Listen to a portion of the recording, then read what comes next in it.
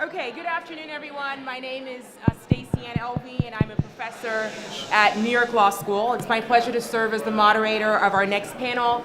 I'd like to thank the conference coordinators, the NYU Law Review, the Guarini Institute for Global Legal Studies, and the NYU professors that invited me to serve as a moderator today. So I'm really excited about the topic of our panel today, the contractual approach to data security. This topic directly aligns with my own research on the commercial law of privacy, which has been published in the Columbia Law Review and several other leading journals, as well as my upcoming book with the Cambridge University Press entitled The Internet of Things, The Future of Commercial Law and Privacy. So the intersection of contract law, technology, and cybersecurity is an increasingly crucial area. And as we move further into an overly connected world in which every object has the capacity to transmit data, questions about the role of contract law in overseeing this connectivity, data transfers, and cybersecurity, I think are incredibly important. So this panel will give us the opportunity to discuss some of these issues and more today.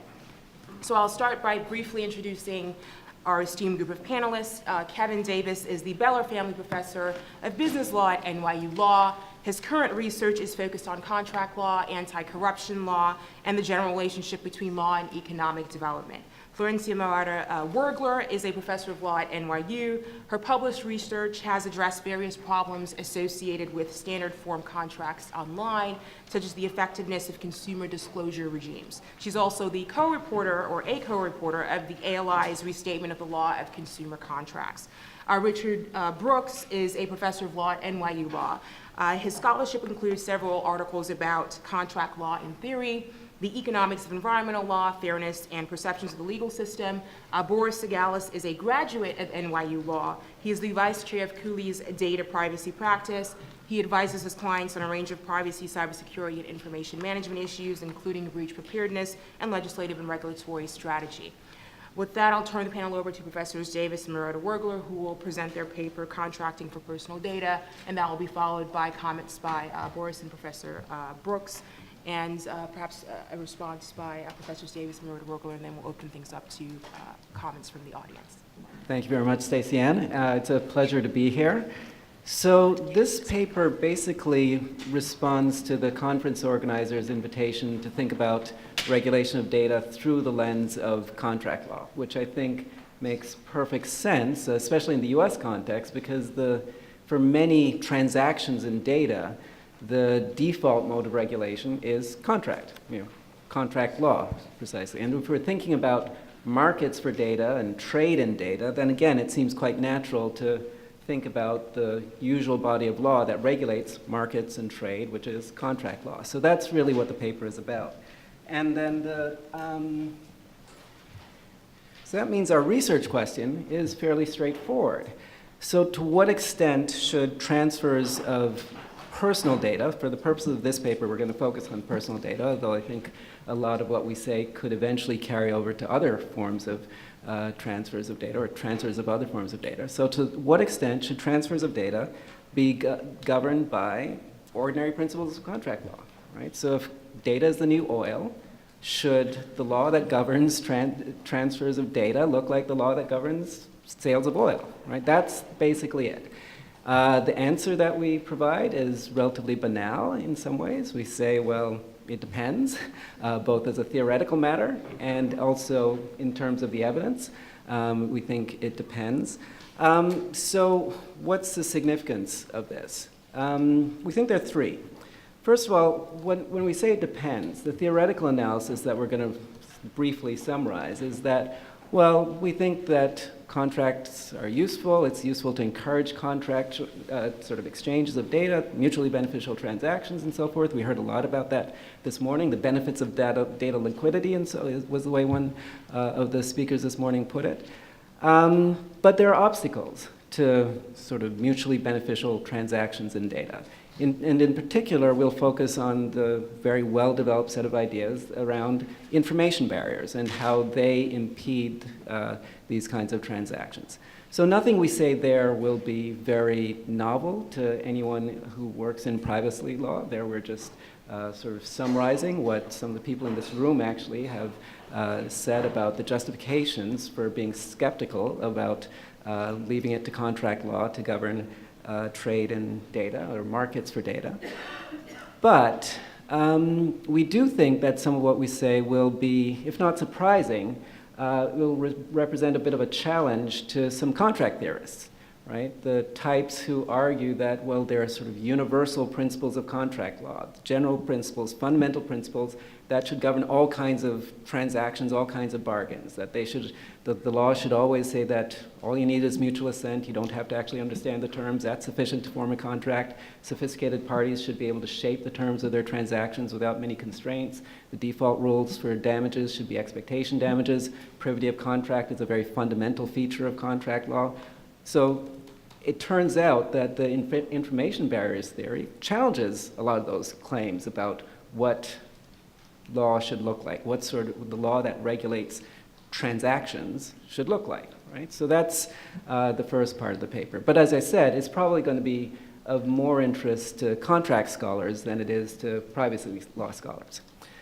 The second aspect of the paper is the fact that we say, well, even if you accept this information barriers claim, it suggests that the value of the contractual approach to regulation, the traditional contractual approach to regulation, depends on the height of the information barriers, right? The severity of them.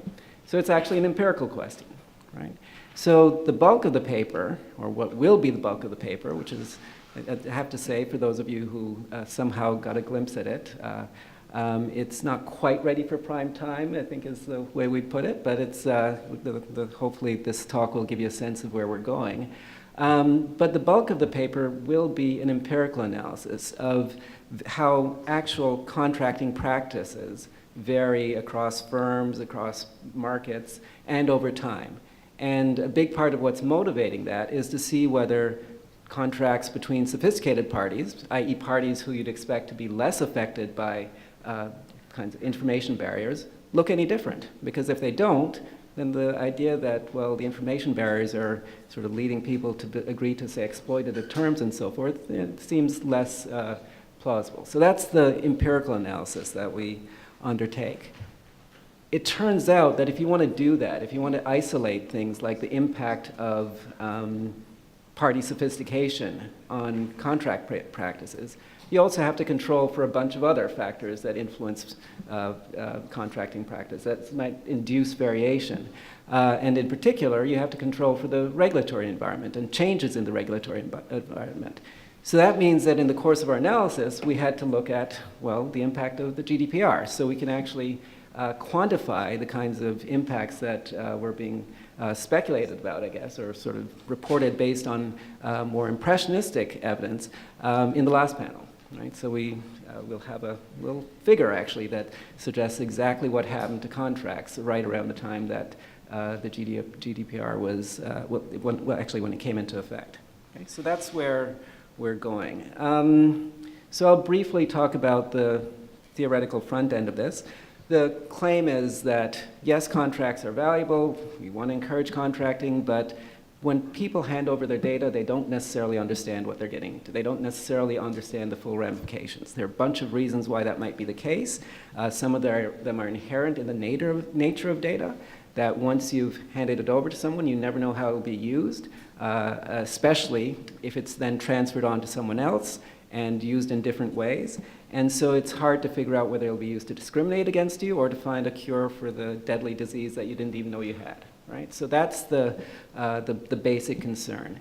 That concern, which as I said is inherent in the nature of data, is then exacerbated in a lot of contexts in the way that a lot of consumer transactions are affected by things like bounded rationality and cognitive biases that generally prevent certainly individuals from contracting effectively. Right? So that's the basic set of concerns that lead us to say, well, sort of absolute freedom of contract may not be particularly appropriate for data transactions.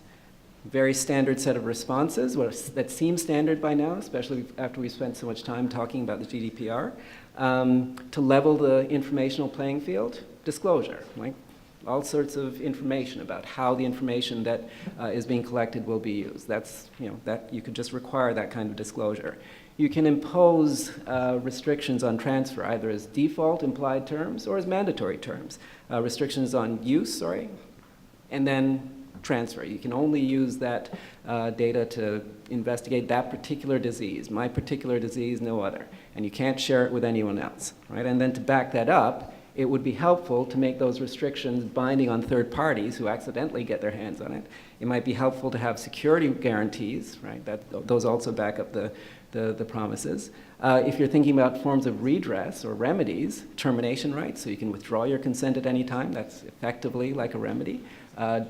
Damages, to the extent that it's difficult to observe unauthorized uses down the chain, it might be useful to gross up your the usual compensatory damages to a supercompensatory amount. So multiple, treble damages, whatever, right? And then, of course, you want effective mechanisms of enforcement, right? And I think a lot of emphasis is placed on class actions in the US context, or collective enforcement, collective means of enforcement, if you think more broadly, right? So that's the usual menu of responses. The objections to that sort of theory are, and in principle there are objections, and you tend to hear these more at the sort of maybe the non-economics conferences that we attend sometimes, as opposed to the privacy conferences. But there is another side to the debate, I'll say. First of all, some parties are sophisticated. They know exactly what they're getting into when they hand over their information. And so we shouldn't necessarily presume that there is that kind of lack of understanding. And people's preferences vary. Some people are very happy to hand over information or data, personal data, even without restrictions, right? So that's something to take into account. Actually implementing those kinds of restrictions can be costly, and we'll hear a bit more about that in the session on property, I think. What happens when you allow restrictions on use and transfer, especially when they run with the data, so to speak, and bind third parties, the sort of fragmented interests that you can see in databases that could impede effective use of the data, so that's a cost. And then in terms of the enforcement mechanisms, there is a lot of emphasis placed quite often on allowing access to the courts, and especially through some sort of collective proceedings, but there are also reasons to question the efficacy of civil litigation. There's a debate, in some quarters at least, about litigation versus arbitration and public enforcement or reputational sanctions as opposed to litigation. So in principle, there's that debate, right? You can imagine that there's an empirical debate about, just how important it is to deviate from all those conventional principles of contract law in the ways that the sort of information barriers model is presuming. And I should emphasize how different this looks when you look at this like a contracts professor, right? I teach offer and acceptance, and interpretation, expectation damages are the usual remedy. So the idea that you have to have mandatory disclosure before you have a binding agreement, that's a bit of a departure, right? All these implied terms, that's how I'm thinking of them. Implied terms in the transaction, maybe mandatory terms. Again, that's not standard contract law. And the idea that you can't have an enforceable class action waiver and so forth, this, that would be news to the US Supreme Court, right, in terms of the way they think about contract law. So that's really the challenge that that I'm suggesting. Okay, so that means we think that the merits of the conventional contract law approach to regulating data transfers are this empirical question. And for that part of the analysis, I'll turn things over to my co-author, who specializes in empirical analysis of contracts, to discuss what we've done so far. Thank you. So we won't be able to fully answer the question, but we can illustrate it and provide some additional insight. So to answer the question of whether, the huge question is contract the way to go? I think we're going to answer a more tackable and manageable question. Is there evidence of information barriers such that we should question whether contract as articulated by privacy policies and in previous FTC recommendations, is clearly not the way to go, and we should move to a more stringent, yet less flexible mandatory regime. So the evidence that we use to analyze this question is privacy policies from 194 different firms that were obtained in 2014 and earlier, as well as in August of 2018.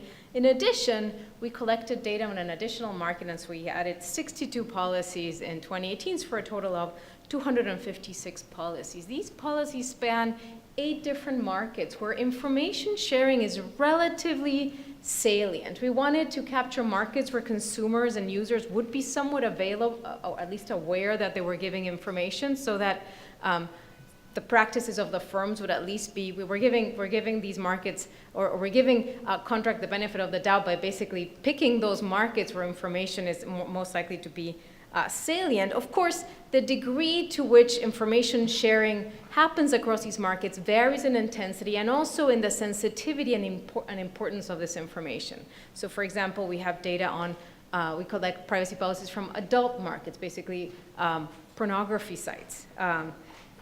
All off NYU were collected. Cloud computing. I already got my computer confiscated for that one, so it wasn't good. Dating. Just a privacy policy. Gaming, news and reviews, social network, special interest message boards, and genetic testing firms, which exploded in the past few years. And these include a vast number of firms, from the highest ranking firms, including Google and Facebook, to very niche firms like VeggieDate.com, which is only for vegan daters who want to meet one another. The sample is used in a previous study, and there's very detailed descriptions in those studies of how the data were collected and how representative it is, and that's from a paper published in the Journal of Legal Studies.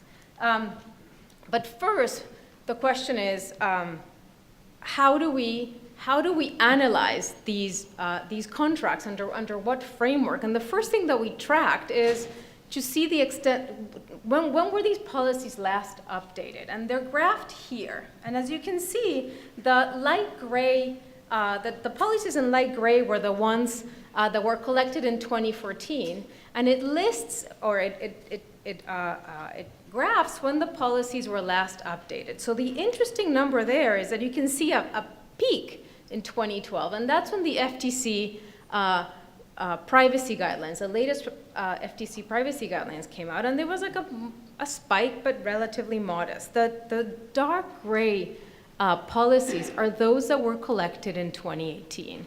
And as you can see, there's a huge spike. And if I could give you the month, because we have the month and the date, almost all of them were revised in May of 2018. So GDPR has had a pretty significant influence in these policies. If you read them, you will see that many of them say GDPR. So we cannot analyze contract. As Kevin said, we cannot analyze it in a vacuum, so we need to take GDPR into account when evaluating how these contracts have changed from 2014 to 2018. One of the hypotheses is that, well, maybe contracts got more or less protective over time, and this will give us some type of evidence as to whether there might be some exploitations going on. So we start with those terms. So what we do is we grade each of these contracts, these privacy policies, among 38 terms that relate to specific types of categories that relate to security, accuracy, user control, and different consent mechanisms that are given. So 26 of these terms appear and are guided, or they're governed by GDPR requirements. So these terms are subject to GDPR regulation. 5 terms track redress mechanisms. We reason, well, you can have all of these great terms, but you need to be able to seek redress and able to do so. And then 7 terms track non-GDPR spelled out requirements. So an interesting exercise is to see how did the terms that GDPR track or that GDPR covers evolve relative to those that didn't, right? It's the same contract, but some are affected by GDPR and some are not. And so we want to see evidence of information barriers from each of these types of terms. So we begin with the GDPR terms. So in 2014 and 2018, don't worry, it's not an eye test. I will tell you exactly what this says. This is just a tiny snippet of a table that tracks all 26 terms, and it tells you, so the first, there's a column that says 2014, and this is basically for each term, the conceptual integrity, data accuracy, data reach, data retention, and then it tells you what the average protectiveness of this term was for 2014 and 2018, and the change in whether it was statistically significant. And what we know, if we looked at the bottom of the table, which I'm going to spare you from, but terms became more protective, on average 8%.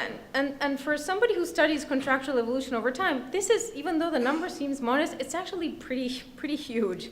Some classes of terms became much more protective. So terms related to data retention. So for example, in 2014, only 7% of firms told consumers what they would do with the data once the relationship was over between the consumer and the firm. Now, 52 of the firms do. So this is a pretty significant change for a period of 4 years. The same with now many firms have contracts with data processors, an activity that was actually pretty rare before GDPR, basically contracts with payment companies or with third parties to whom they share data. They need to abide by the same privacy policy, and they spell this out in the contract, and maybe this is why the contracts are now twice as long.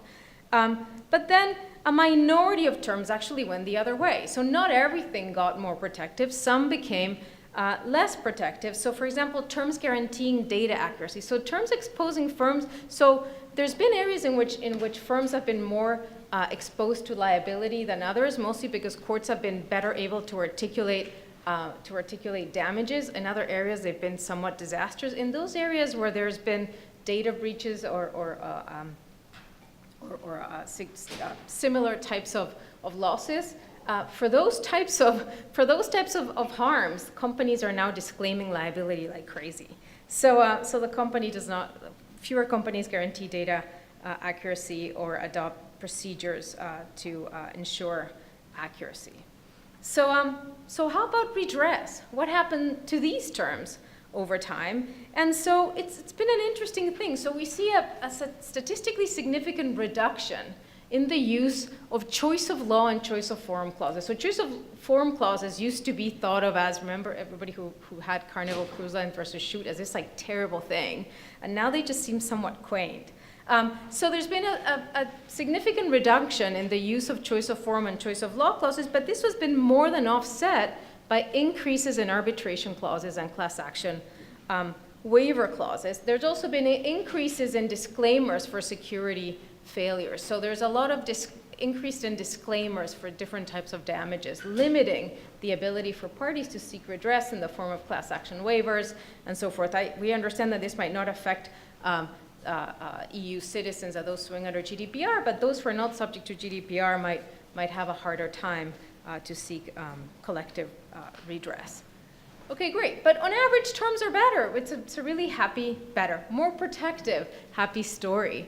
So what happened with those terms that are not subject to GDPR? What happened to those terms over time? Well, actually, they got worse in a statistically significant way. At least some of them did. So, I mean, actually, all of them did. But that being said, we should note something, which is, we're talking about, we're only capturing the subset of data security terms. Most of them are covered by GDPR. So we have a smaller number. So there are fewer terms tracked, and maybe there are aspects of these policies that we're not tracking that maybe got better and are not covered by GDPR. So we just put an asterisk on the conclusion. So they might have evolved differently, and also some of the negative changes reflect some crowding, some GDPR crowding out effects. So for example, 2 of the terms that got worse are terms that have become somewhat irrelevant now, maybe, although the FTC is not going to be happy. So for example, the contracts used to include links to the FTC complaint pages, which is something that the FTC encouraged in its privacy regulations. All of that's been deleted, and it's not there anymore. Or, for example, claims of privacy seals such as trustee, or even the US-EU Privacy Shield. All of that has decreased over time. Maybe because GDPR has somewhat displaced those particular types of signaling. So now you put GDPR and you take away whatever seal that you had before. So these two last ones might just be, there must have been a substitution with GDPR. Well, what does it say about contract, right? And whether contract has any rule or any type of advantage in this particular arena? Well, we do know that terms that were subject to GDPR, we can't find causation. This is just an observational exercise. But we looked at that graph, and it peaked in May 2008, and all these contracts changed at that time. But still, we need to learn a little bit more. So what we do is we repeat the exercise we did for all those terms that were governed by GDPR, and we split them by market. And what do we find, right? So what this table does is that it splits the terms and aggregates them by category of terms. So in the leftmost column, you will have terms that relate to contextual integrity and the data accuracy safeguards, data breaches, data retention, notice, privacy by design, processor contract, security measures, sharing and consent, and user control. And then the columns to the right basically gives you the average the average protectiveness or the average compliance, depending on how you want to interpret the results, per market. You will see that for some numbers, there's a little plus sign. Don't worry, I'll mark them in a second, and a little minus sign. The plus sign means that for this particular market, the level of protection for this particular category is higher than for the rest of the markets in a statistically significant way. For those that have a negative sign, it means that the level of protection is lower than the rest of the markets in a statistically significant way. So now let's try to understand this in a way that makes some more, at least visual sense. So what we have here is the terms that are better than, in markets that are better than the remaining markets. So if you look at, we start with adult, which is the first column right here. We see that for adult terms, there are particular categories of terms where these firms in this market are taking more protective measures than the remainder of the firms. And specifically when it comes to privacy by design, security measures, and protection integrity. I didn't code it for this. We didn't code it for this one, but in previous studies, they're amazing on collection. They don't collect anything. In fact, you can even buy it with like a Starbucks card. You don't even have to give a. Now I know what those cards are. And the same is true with cloud computing, right? So cloud computing that has a lot of information and a lot of business users, and the information that is highly valuable, many times as corporate information, has much stronger security measures and user control than the rest of the markets. And the same is true for health and genetic firms. Very strong processor contracts, so they want to know that the downstream users of the data also have strong protections, again, because the information is highly sensitive. And social networks have more sharing consent type mechanisms. And again, after Facebook got slapped 1 million times, I guess they finally got it together, at least more than the rest of the markets. So those are the things that are, and in a way, if you look at this, it kind of makes intuitive sense that this is the way the markets should be working, that firms are offering more protection in areas where consumers might be caring more about that. But let's look at the ones where they're offering less protection. So this might be some instance where information collection and sharing is less salient to consumers, and then there might be some miniature or maybe form of either exploitation, or maybe consumers just don't care so much. So in the dating site, there isn't much privacy by design or security measures which is somewhat problematic. Maybe consumers who are just downloading Tinder are not really taking into account the security. Social networks also don't have they have less stringent contracting with processors. The same is true for special interest boards. But if you look at this, the interesting thing is that even for terms that are subject to GDPR, and even though terms get better on average, there are interesting variations across markets which give us some indication that there is not only that there might be some, first of all, that it's not that everything is terrible and there's an exploitation going on, that the markets are not working. The markets appear to be working, but also that the flexibility might be advantageous and actually somewhat beneficial. So there is room, and maybe there's not only room, but maybe there's a need for that flexibility to be built in. Maybe we need some kind of hybrid approach, but clearly the rule and the need for contract is something that is not proved by this by any means, but at least it's not disproved, right? So there's some indication that contract and markets might be playing a role that might be beneficial. And also, and importantly, there are no differences in B2B versus B2C terms across and within markets. So for genetic testing firms, and you will see two red signs there. One, they give poor notice, and that they don't have much contextual integrity. Those negative numbers are driven by the B2B firms. There are some types of genetic testing firms that are meant for providers and practitioners and individuals who don't need the notice or any type of friendlier introduction, because they know exactly what they need these services for. And the terms for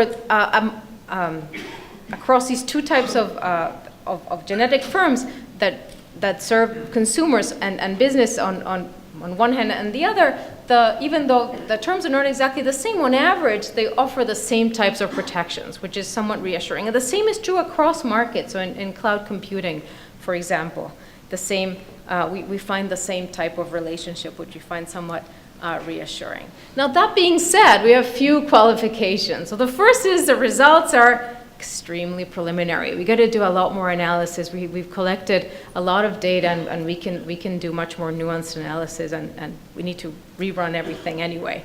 And also, that there's terms that we measure, but there are also terms that we didn't measure, and that we have, but they might have behaved differently. So but at least what we have here is a comprehensive list of terms that relate to security, control, and consent mechanisms, at least for those terms, which are quite important, especially given all the litigation involving data security breaches and the emphasis that GDPR has put on user control and security. These are not trivial terms to track. Next, the terms are not weighted. Usually you'd think, well, you're counting each term equally, and some terms are obviously much more important than others. So, as we said, this is a crude way of measuring relative degrees of protection, but it's not a perfect way. And we would need to think of more nuanced ways of creating ways that are meaningful and that can be interpreted in a more meaningful way. And so we can make inferences regarding the efficiency of this approach or the efficacy of GDPR, but there's some really interesting patterns that emerge, patterns that are intuitive, and that seem to make sense. So usually when that happens, we feel somewhat assured that we've been measuring the right thing and in the right way. And finally, we measure what firms say, not what they do. And there's a lot of what firms do that is governed by GDPR that is not covered in this approach. And also there might be promises that firms make that they don't keep in practice. So there's a limitation to the approach. Now, that being said, the privacy policy has been an important tool for regulators to bring actions against firms and consumers. So we're basically constrained in the same way as regulators are. So what can we conclude from from this exercise and this question? Well, first, we think we provide a first large sample analysis of security-related terms over time, and that the findings support for contract law as a viable model for personal information. We don't think it refutes it in any way. A lot of there's been some sentiment in privacy that the notice and choice regime has been terrible. I'm not a big fan of notice, but I'm a fan of choice. And market forces are arguably playing a role. So the patient is not dead. That's the evidence from the paper. So if you want to take a takeaway point, that's what it is. And so we can see firms adapting differently to some privacy practices in intuitive ways, or take more protective measures when information and consumers seem to care more about that, and less in other ways. But there might be also some indications of consumers not being aware of particular types of practices. And we find no evidence of exploitation in the way that consumers are treated differently than business users. And we see that GDPR arguably influences parties, as we can see. But compliance or protection, depending on how you interpret this too, varies in intuitive ways across markets. So it's very hard to disentangle both effects, and they kind of accompany each other and go together. So it seems that firms still need this ability to be flexible in a way that only contract law. I'm going to get in trouble for that. In a way that contract law permits. Thank you so much.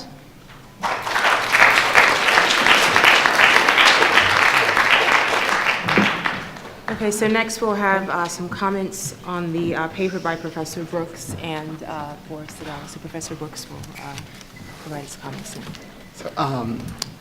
Thank you. This was a truly interesting paper, and in the way that reflecting the orientation and skills of the two authors, it brings together they're both contract scholars, of course, but they approach contracts in distinctive ways. And maybe I'll just jump into the larger theoretical question that Kevin started us off with, and then comment on mostly just questions on Florencia's originally, or the data that they put together to analyze these questions. So the first just turns to really the big question, right? That this is about a transfer of data.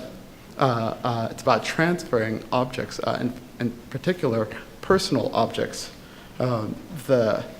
We know that when we're talking about personal objects or data transfer or trade in any sense, there are two fundamental problems as a theoretical matter that has been identified as long as the early 19th century by various contract theorists.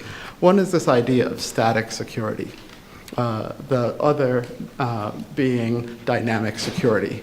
Static security really just means that you will feel a sense of security in the things currently within your possession. It's really kind of property. Dynamic security is things that you release out of your possession, that you feel a certain degree of security that what you have voluntarily released out of your possession will be handled in a manner that's consistent with preserving the security that you fundamentally have. So when you voluntarily transfer goods, there's a large body of law that regulates that. Whenever you engage in interactions, there are a number of reasons, for instance, why we may not rely just on contract law to make sure that what's been released from our possessions will get back to us or will be protected. When we mistakenly deposit funds in someone's account, we can rely on restitution and unjust enrichment. When we transfer goods to someone as a function of their deceit or fraud, there's an action in tort law that protects us. So one of the things that immediately becomes apparent when you look at the vast way in which private law regulates voluntary release of your information, of anything, the way private law protects one's dynamic, offers dynamic security, is that contract is just one part of that mechanism. And in fact, even for contractual exchanges, contract is not sufficient. Within the famous line from Quip from Durkheim, that not everything in the contract is contractual, is meant to say that even private exchanges go beyond what the parties have strictly agreed to, that the state regularly, public policy regularly provides the terms of the agreement. So I guess, Kevin, in the part that you started with, and of course this is something that you embrace too, I think, that it's not uncommon that we would have other mechanisms of regulation beyond contracts that would need to govern data privacy. Other mechanisms beyond contract governs the sale of coal and steel. It's just a familiar part of what it means to have an exchange. So if contract law isn't everything, there is something distinctive about the way we understand what contract law is doing. And in the piece, in the paper, not in this conversation, Kevin provides a really nice description of competing pluralistic or competing theories of contracts, from deontological to instrumental theories of contract organization. And I wonder if it would be useful to move from thinking about the deontological versus instrumental views of contract to thinking about privacy. There are some ways in which privacy and the data about our personal data exist, or we think of them in terms of deontological functions. In other ways, we think of them in purely instrumental functions. So I wondered if you switch the focus, the theoretical focus from the contract to the object that's being exchanged, whether you'd get some traction, or what that would suggest going forward. On the empirical side, I mainly just have a couple questions. And again, I think this is really interesting. So one question is, what's the unit of analysis? It's strictly speaking, we're not talking about contracts. We only have we have firms' policies. We have a term. I'm not sure if these terms are negotiated or dickered, or maybe to some extent they are. But as someone, I wonder exactly what is the element, and it could just be a contract term. And I know something about the party that's putting forth the term, the firm. But the counterparty, that's a really interesting question. Sometimes I think the distinctions that you draw for the counterparty is a firm, and sometimes it's not a firm, a consumer. I guess it could also be, we could have employees in this context.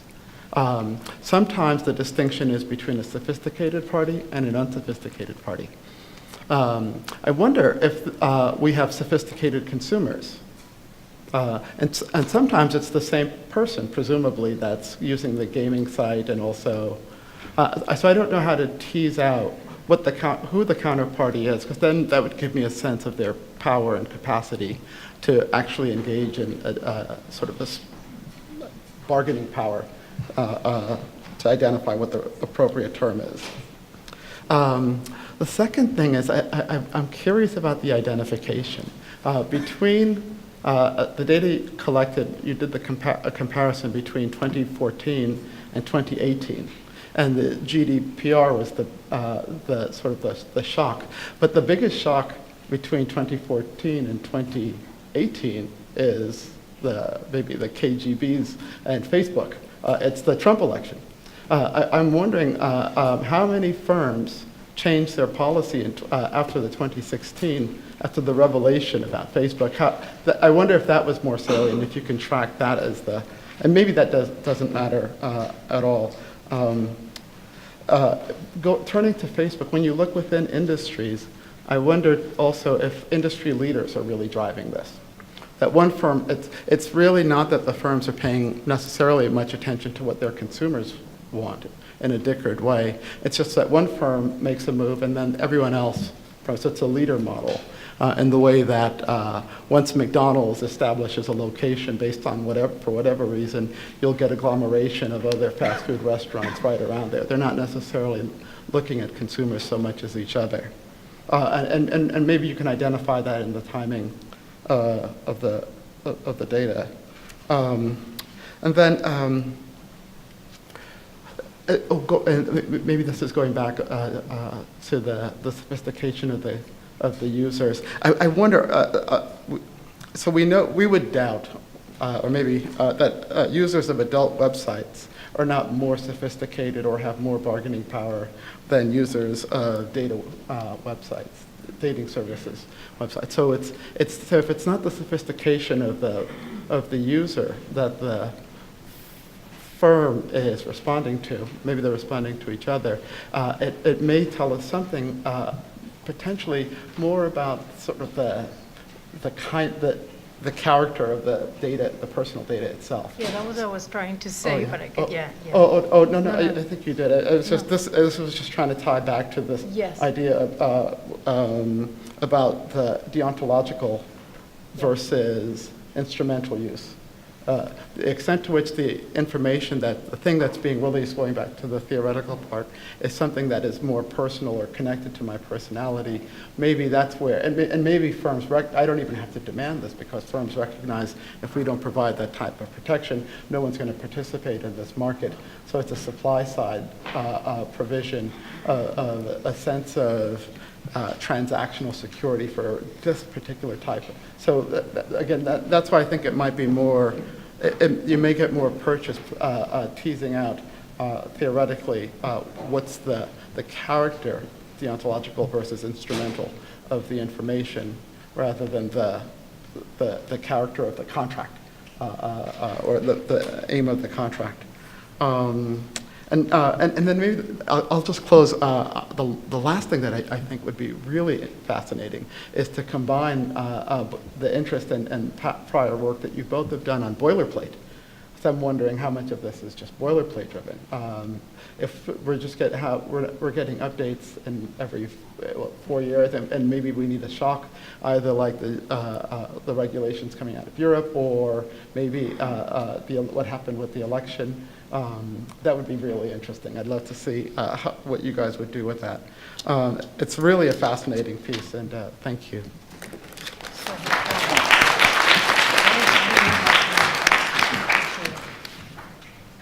So Boris will now provide comments.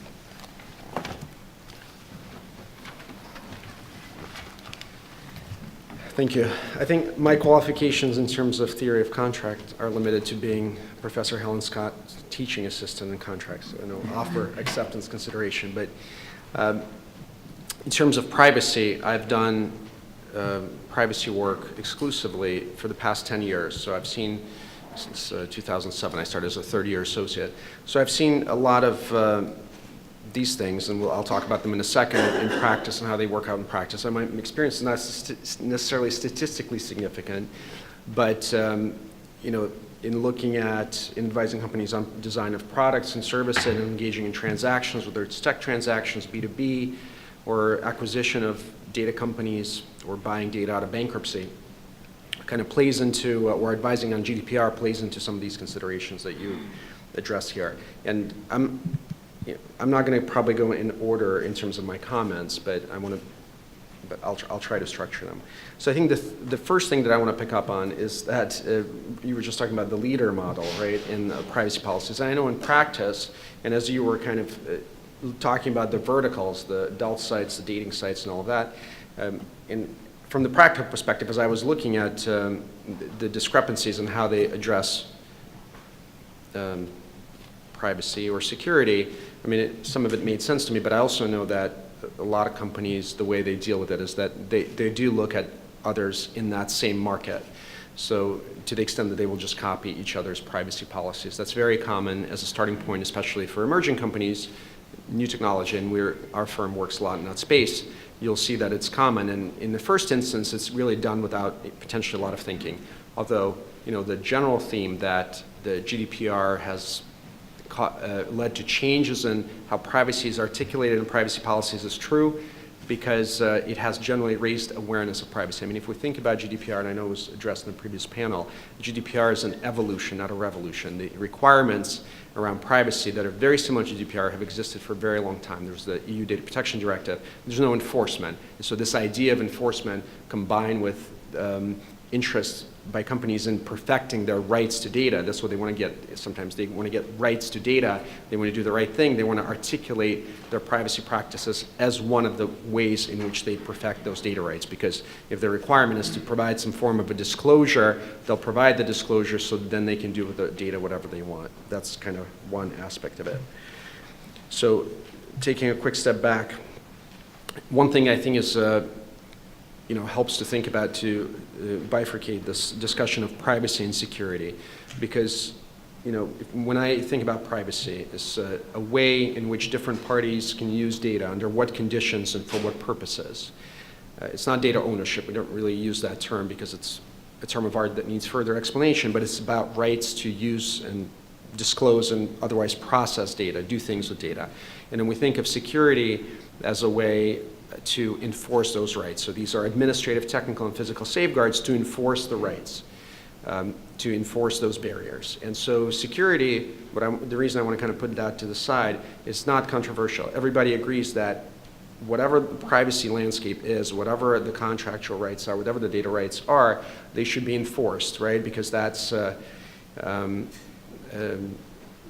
of, it goes back to Cambridge Analytica as one example, where if you make certain decisions, you have to enforce them, and everyone agrees, whether it's GDPR or US requirements, what those administrative, technical, and physical safeguards entail. They're very well articulated in US law, less so in European law, but everybody kind of agrees what they are, what they need to be.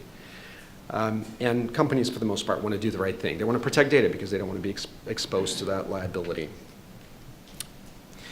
The other element is now we're sort of going back to the contractual space. I think that one distinction that you made is between B2C, which is direct to consumer, versus B2B. So I think that looking at privacy policies, you're not going to see most of the B2B universe, but the reality is that the parties in the B2B space, when they deal with data, they have become very sophisticated. You noted that there's a lot more contracting around data, and over the last several years, it's kind of gone through the roof. Now, if there's any sort of contract, let's say to outsource email to Outlook 365, or to have somebody, a company help with employee benefits, you name it, whenever there's access to data, parties have contract for privacy and security, and they're very sophisticated. And there's precedent, obviously, for these for the contractual requirements to be fixed in law. Like GDPR has Article 28 that actually sets out what has to be included in these vendor agreements. In the United States, we have business associate agreements under HIPAA. They've been around for a long time that mandate what goes into that. And aside from all of that, in the United States, in the absence of these requirements, it's been a best practice to have privacy and security terms.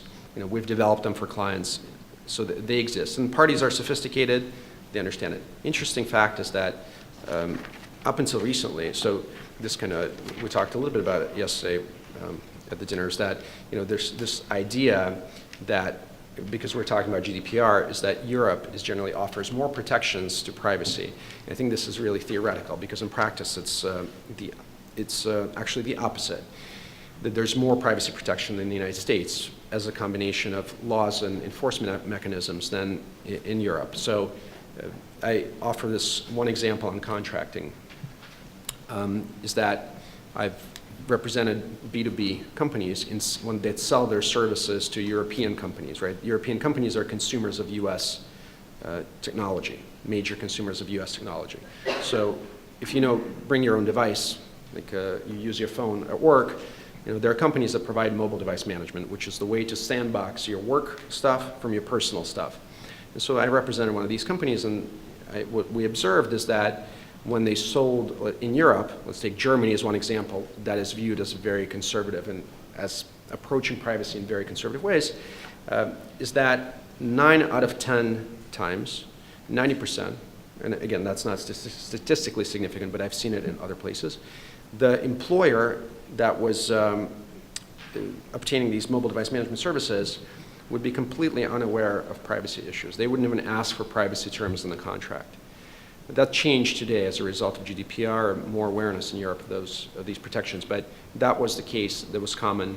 And maybe the next 9% were aware of privacy. They would accept whatever terms our client proposed, and between 1 and 5%, they would negotiate privacy terms. You're talking about like Deutsche Telekom. They would be pretty sophisticated when it comes to privacy. And then on the receiving end, I also represent European companies that you would feel are household names that enter, or maybe if you've traveled in Europe, and they've entered US market in the past several years, and when they come here, their awareness of privacy, like whether to have an appropriate privacy policy or not to text people without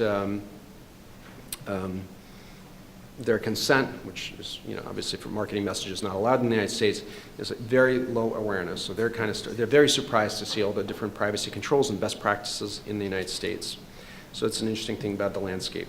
On the B2C side, it's a free-for-all in terms of contract. I mean, there are areas that are regulated, like health information through HIPAA, or some telemarketing, or fair credit reporting, but then everything else is whatever. Now, if we look at the privacy policies, I think that you talk about information barriers. I mean, I think a privacy policy, your average privacy policy, is a poster child for an information barrier. It is an information barrier. It is not, if you've read, I don't know how many of you have actually, obviously you've read privacy policies, but I don't know how many of you have read privacy policies. But the way they're drafted, they're not even drafted for consumers. They're drafted as a way to protect companies from liability, a way to establish rights, a way to satisfy regulators, a way to satisfy consumer advocacy groups, but they're not drafted for consumers, and consumers don't read them. And this is one of the reasons that the FTC, you talked about the notice and choice model, the FTC has had this evolving view where they think, well, maybe it's not really about that. You can't fix it with notice and choice. It's about using data in the context in which the consumer expects based on the interaction. And if there's something unexpected, that's when you want to provide some significant notice. But these privacy policies are kind of a disaster because there's so many requirements that drive them. And then don't tell a practicing lawyer that a privacy policy is a contract. I don't think that's what you were saying. But privacy policy, it would give me a heart attack if somebody said that. Because a privacy policy is a statement of policy. There were cases, I think this is a JetBlue case, that because if it's a contract, then consumers try to argue that if a company doesn't follow privacy policy, then they try to bring a breach of contract claim, which is, that's why we don't take the view that privacy policy is a contract. I mean, it might be a social contract, but otherwise it's just a statement of policy, of a company's policy and how it handles data. Disagree, but we'll talk. Well, right. No, I mean, obviously there are different views on it, but that's how we try to kind of, that's how we view it on the practical side. But, it has other requirements. It has to be fair, transparent, right? It has to be satisfy the FTC requirements for, so that you don't end up with a Section 5 enforcement action. And then the last thing I think I want to mention is that there are different drivers, and this also often comes up in conversations. There are different drivers for what we're seeing in privacy policies or in the behavior of companies around privacy. And I think that part of it might be, I'm not sure if it's reflected in the research. I was trying to think, like the adult sites, they're not investment grade, clearly. Well, maybe they are, I'm not sure. But what I'm trying to get to is that one of the big drivers for improving disclosures in terms of privacy and better practices is capital markets. So the combination of the culture of compliance and the trying to get data rights and the dependence of U.S. companies on capital markets is part of it, because whenever there's an investment, or especially with emerging companies or sometimes with large companies, and there's due diligence, today privacy and compliance with privacy practices is super important. M&A, it's super important. So if somebody is developing a business, the investor wants to know that the business is compliant and fair and transparent, in which it addresses privacy. It's now a thing. It's become a thing, and that's part of it is GDPR, right? It's a thing that people think about, and that B2B and other B2B consideration drives better disclosures. And then I mentioned data rights obviously drive companies to have better disclosures. Having a privacy policy, I think in dating sites, it's reputation. I think one of the things that you're actually getting to is reputation. That's why for a dating site, it's one thing. For an adult site, it's another thing. For a cloud provider, reputation means something else, but this is a tool for them to protect their reputation. And another point that you raised in your research that I actually see practical support for this is that GDPR definitely has raised awareness of data minimization. So you've shown 40% increase in companies stating that they don't keep data beyond what's necessary for their business purposes and compliance with legal requirements, or they anonymize it. That's practical, because you've had a lot of companies who would just keep data forever and never think about it, but GDPR drives that as well. So otherwise, I mean, it's very interesting to see how it's a difficult issue, because I think about this, there's certainly an information barrier. I think about these privacy policies, like, to me, you talk about boilerplate, but they're like adhesion contracts. Consumers just have no way of knowing what they're signing up to. Privacy policies don't really help them.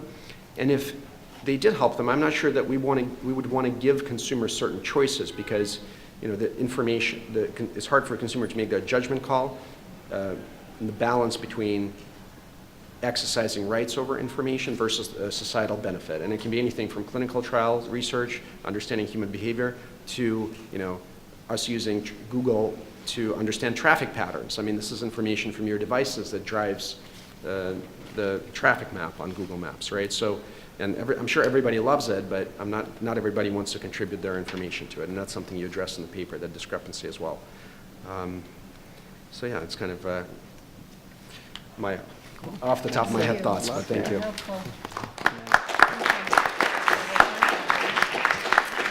Kevin Weinstein, would you guys like to respond? Sure. Can I? Yeah, go on, then I'll go. Okay. So thank you very much to both of you. I guess we haven't had a chance to talk, but I'm more excited by the comments, I suspect, than Florencia might be, because a lot of what I heard were a lot of additional theories to test, which is easy for me to get excited about. But let me say a bit about what I think I heard, and so these all make sense to me. I'm not pushing back very much. So we focused on exploitation of information barriers and sort of the extent to which we could find evidence of that by looking at these variations in the contracting practices, or if you will, the privacy policies. And Boris, you'd said, well, to the extent they're promising security, everyone agrees that they should abide by what they promise, at least on the security front, right? As an example. And I just wanted to use that as a jumping off point to point out that we're actually interested in another kind of exploitation, so we focused on the kind where, so far, where the policy offers minimal protection if you read through it, right? A different kind of exploitation would be where you offer a great policy, but then you don't abide by it, right? Or if you think it's legally a binding contract, you breach your contract, right? That sort of bait and switch approach. And it would be great to actually look at that, and I think Lisa and her co-author have done something along those lines, compared the policies to the actual technical implementation of the security practices, and we're also interested in exploring that going forward. So I just wanted to flag that that's a variant on the kind of exploitation theory that we're looking at. Rick, you'd suggested deontological theories of property and how they could be, how they could inform the analysis. To the extent those theories point towards inalienability of information, then I think that's beyond the scope of what we're talking about, because we want to talk about alienation and regulation of alienation. But to the extent that they might inform differences in the valuation of data, so certain types of data are more valuable than others, then yes, I think we can certainly incorporate that. And if there's more to that, I'd be happy to discuss. Boilerplate, follow the leader models, just basically how the contracting environment affects contracting practices. This is actually a topic near and dear to both of our hearts. We've thought about this a lot in other contexts. And it's not just follow the leader or copying, it's also things like trade associations that we'd want to think about and their role in generating these privacy policies and so forth. So that's definitely an interesting area to explore. And then Boris, I think the idea that at some point we would want to think about variations in connections to the capital markets or in susceptibility to reputational concerns. I think, yeah, those would also be interesting testable hypotheses. We also thought about cyber insurance and whether that might be driving things. We sort of put that idea aside, but yes, there are a lot more factors basically that could be influencing the behavior that we're observing that it'd be interesting to try to explore. So that's essentially my reaction. So thank you again. So, thank you so much for these terrific comments, especially at this very early stage of our project. So both Rick and Boris mentioned a pretty big issue, which is, well, what's the unit of analysis, and is a privacy policy a contract? And the answer to that is, well, of course, well, it depends. But if it satisfies all of the conditions of contract, then it is. And in fact, this is a question that we encountered when we were drafting the restatement of consumer contracts. And we looked at all the case law in the area, and it turns out that the majority of courts recognize privacy policies as contracts, and you can sue for breach of privacy policy. In fact, it's the most actionable cause of, it's a cause of action with highest probability of not getting dismissed right now. And but if it says statement of policy, this is not a contract, then of course it isn't. And we controlled for that. We checked for that in our study because over 97% of the contracts in our sample actually incorporate the privacy policy as reference in their terms of use. So that's clearly enforceable as a contract. So we agree to disagree. Can I just respond? You're absolutely right, and this is actually when I see that when I see a client that has terms of use and incorporates a privacy policy into the terms of use, we always get rid of that. Even if it's not incorporated, it's still a contract. But anyway, it's okay. That's not what the talk is about. But as both of you suggested, it's and this is something that it needs to be more salient, and which both of us have written extensively about.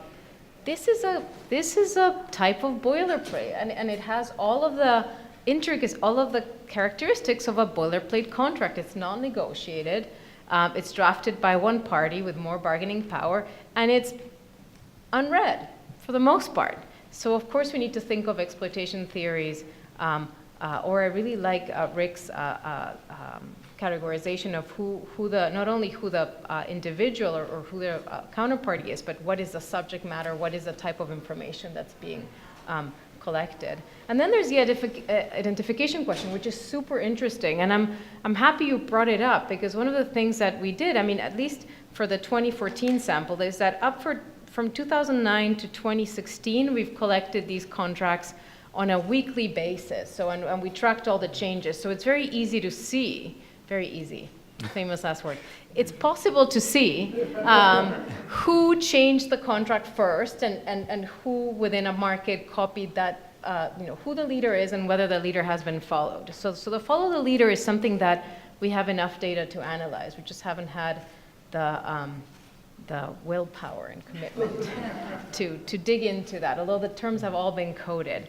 The Trump election is super interesting, and we will check because we can see when they were last updated, and that's if there's a bump there, we can see. So far, I don't remember what this very fresh graph shows, but it seems that the biggest bump was in 2018, but 2016 might have mattered. So that's super interesting to look at how maybe for the next paper to see how these terms evolve over time and what might be some theories of change, what might lead some change. And so we both have articulated theories in previous research, and this is an additional one, which is great.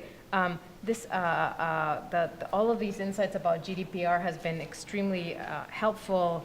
I do need to check. I do believe that the firms that we track are not HIPAA covered, but controlling for HIPAA is very important. I'm glad that what we find is consistent with practice. This is something that people who are in an office, just basically typing in a computer, isolated from the real world, worry about. So this is great to know.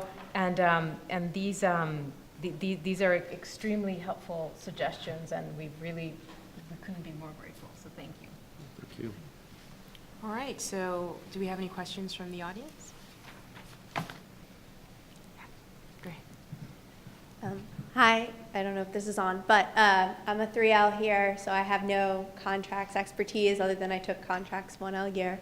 But within the data analysis, I really thought it was interesting, the different market breakouts, but I was also thinking about the intra-market analysis, especially with paid versus unpaid services. Yes. So where the data itself is sort of the thing that you're doing to make the contract. It might be different, like on a Tinder versus an eHarmony, where you have to pay $30 to access the service, and thus you might think, I deserve more protection, I expect more, and perhaps maybe more sophisticated depending on what the services are. So I was just wondering if you'd looked into that at all, like intra-market, and how those different factors might have affected the way that different policies are crafted. Yes, it's a variable that we collected and that we're going to control for here, because the business model of each firm might affect the way in which they collect data. If you offer a subscription service, you don't need to mine the data as much. And in a previous paper where I analyzed the policies or the market effects in 2014, I don't find that much of a difference, which means that for many practices, but this was pre-GDPR, it seemed to have been a free-for-all, meaning like, you know what, yes, I'm getting money from you, but you're not noticing, and I'm also getting all this data. So as Boris said, now this has become more salient and people are more aware, so maybe this changed. So it would be interesting to see, actually, this is a great, thank you for the suggestion, to see whether that difference, which wasn't significant or existing in 2014, now matters in 2018. And I've actually, in practice, I've seen these examples. It's a great point, and there are now, it's a little different. You can choose to pay and not have your data collected in the same way. Less data collected about you, but then you have to pay. But there are already practical applications of that model. So. Hi, I'm Dan. I work at a startup that's really focused on data protection. I loved your paper. I love this sort of empirical breakdown between different sectors. I was curious, and again, this is probably just outside the scope of your paper, but there's sort of this trend towards companies thinking about their privacy policies not simply as a legal document, but also as a marketing document. And some notable examples are companies like Microsoft and Apple really taking strong stands around thinking about privacy and data protection as a human right, really redesigning their privacy policy so that they're readable, that they actually can be understandable by consumers. And I was curious if you think that could be an interesting topic for future research to see, first off, how design, the user experience of that privacy policy, can lead to overcoming some of these information barriers that you discussed. And then secondly, how that could be linked to sort of market outcomes. So I think one of the key things that is really important about data protection is the safeguarding of consumer trust, and that's become more and more important with the advent of GDPR and CCPA. Could that be linked to bottom line efforts of companies so that we can say, hey, it's actually good for the business case to think about data protection?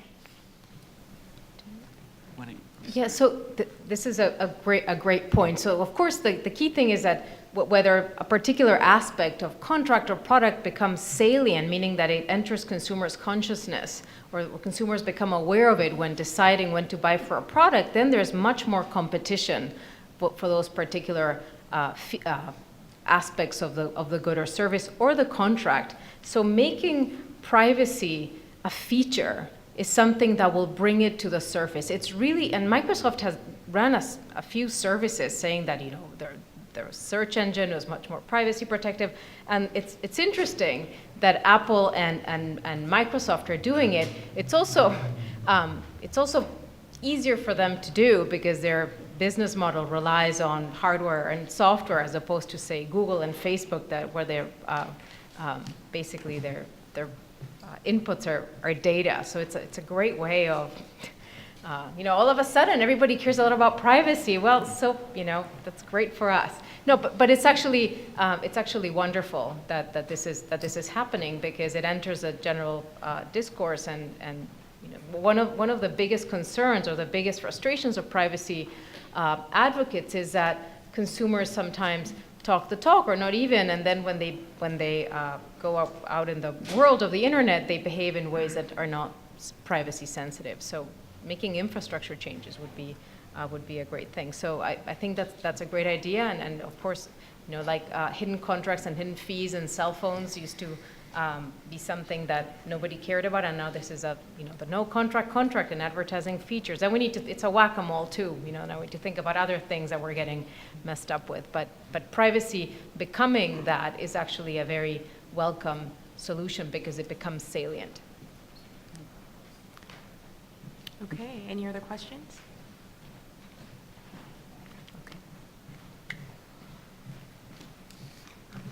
So I might be running the risk of overlooking something fundamental, but I'm curious, picking up on this quote that not everything that is in the contract is in the contract, and the role of the forum in which these breaches are then litigated.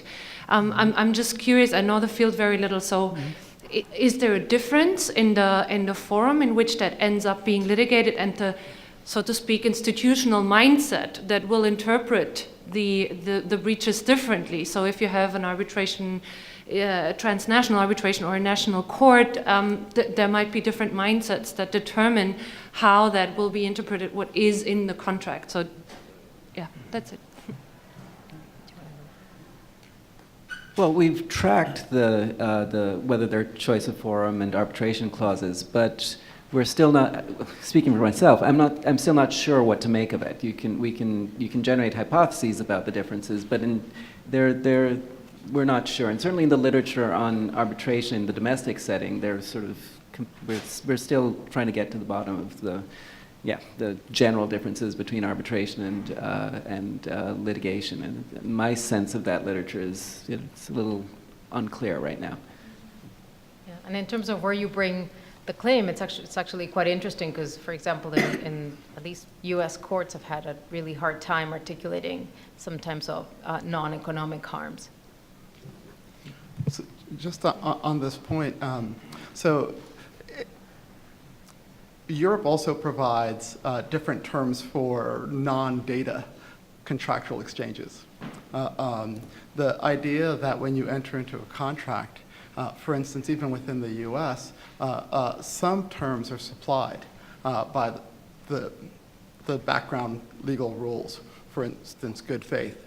And good faith can actually vary, and does vary, depending on the jurisdiction, even within the U.S., and it varies significantly in other jurisdictions. Now, you may have some capacity to contract around some of these elements, but then this really goes back to the notion that variability and this idea that a lot of this is non-contractual, that's in some sense implicated by the contract, goes back to this question of policy versus contract.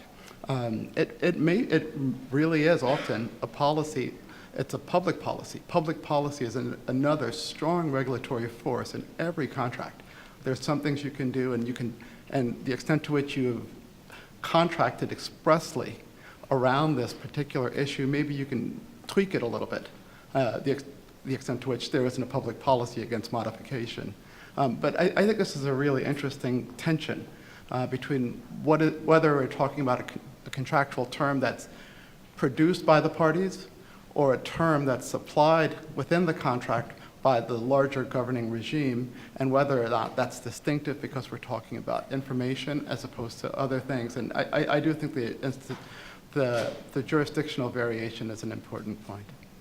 Can I, just as a practical matter, because data flows across borders, many of these laws and requirements and enforcement actions, whether they happen in a state, in a U.S. state, or in another country that's a significant economy when it comes to data, have a global effect.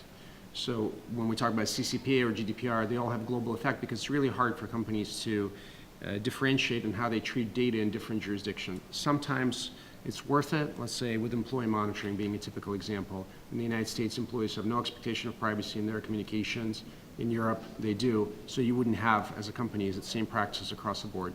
But when it comes to consumers, which is kind of a more significant element, companies try to work like in a with a common denominator. And so if there's an enforcement action somewhere in California, and you can't operate just in California, have practices different in Utah than in California. They'll have a national effect. So when there's enforcement, when there's litigation, it affects privacy practices and contract. I think, like as a practical matter, it affects companies' behavior globally. So I'll exercise moderator's privilege and ask a quick question before our final question, because I know we're running a little over. So I believe you mentioned in your presentation that more companies post-GDPR are promising to anonymize data, and I wonder what the practical impact of that is for consumers, particularly when you have a lot of social science research and literature, and I think Paul at Georgetown has published a lot of the article on this, that suggests that there are limits to the effectiveness of anonymization, that in fact some data can be easily de-anonymized. So I wonder what that potentially means for consumers, that more companies are in fact saying, well, we're going to promise to anonymize your data if in fact anonymization isn't really as robust as we once thought it was. Right. So two things. So one is, not only do they promise to anonymize, but many promise to delete it. So and then whether anonymized data can be de-anonymized, and then going back to the question this morning, whether de-anonymized data might actually be as useful or not. It also depends. Maybe now firms de-anonymize data and they're more willing to share it, whereas before they just kept it. So maybe there's a bigger, again, it's an empirical question, but we don't know, and it depends on the technical aspect of how we anonymize and not anonymize it, and I really have no expertise in that at all, and I could add zero value to that, except to say that it's an interesting question. I'm glad Paul's writing about it, and I'm going to become more informed and read about it. But maybe Kevin is more informed than I am on that. No, I guess I'd just say that genre of questions, and I think this came up earlier, about what is the ultimate effect of these practices on the actual experience of privacy, right, is something we're not getting at. We're just looking at, what are the firms saying? We're not actually looking at how much protection is actually being provided, and so we're still not there yet. That's the next frontier. Awesome. All right, last question, and then we'll wrap up. Thank you. Since we were on the issue of standards, I'm just wondering, would you recommend some change in the Universal Commercial Code in order to deal with this particular issue? So, no, we're just finishing the restatement of consumer contracts, and I've had my share, so no. All right, thank you guys. It's been an interesting